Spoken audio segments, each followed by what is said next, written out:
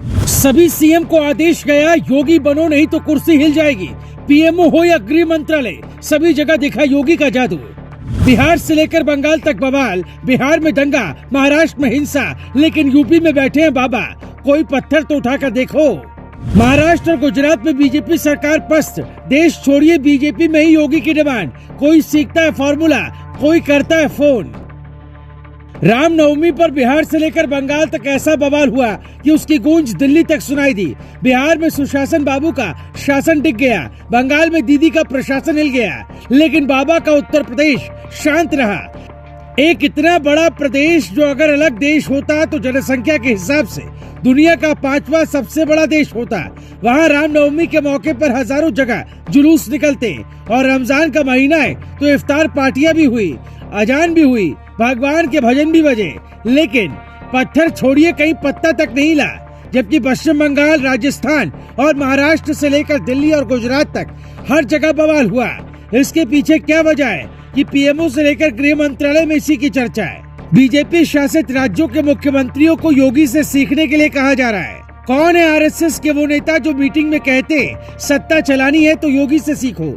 न माफिया बोलता है, न पत्थरबाज आते, पर 7 आदेश कौन से हैं जिनकी चर्चा पीएमओ से लेकर सीएमओ तक हो रही है। योगी आदित्यनाथ ने होली से पहले 7 ऐसे आदेश दिए थे जो पत्थरबाजों के लिए काल साबित हुए। अधिकारियों को बुलाकर योगी ने कहा था कि सिर्फ गुंडे माफिया को ठंडा करने से काम नहीं चलेगा।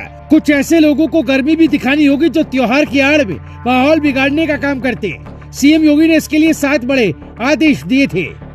आदेश नंबर 1, किसी भी शोभा यात्रा या किसी और धार्मिक आयोजन की अनुमति से पहले आयोजकों से शपथ पत्र लें और गड़बड़ होने पर सबसे पहले उन्हें पकड़े। आदेश नंबर 2, शोभा यात्रा या जुलूस में ऐसी कोई भी गतिविधि न हो जो दूसरे संप्रदाय के लोगों को उत्तेजित करे। अश्लील और फूहड़ गीत कतई न बजे। आदेश नंबर 3, अधिकारी अपने अपने क्षेत्र के सभी धर्म गुरुओं और समाज के प्रतिष्ठित लोगों से बात करें, शांति के लिए उनका सहयोग लें।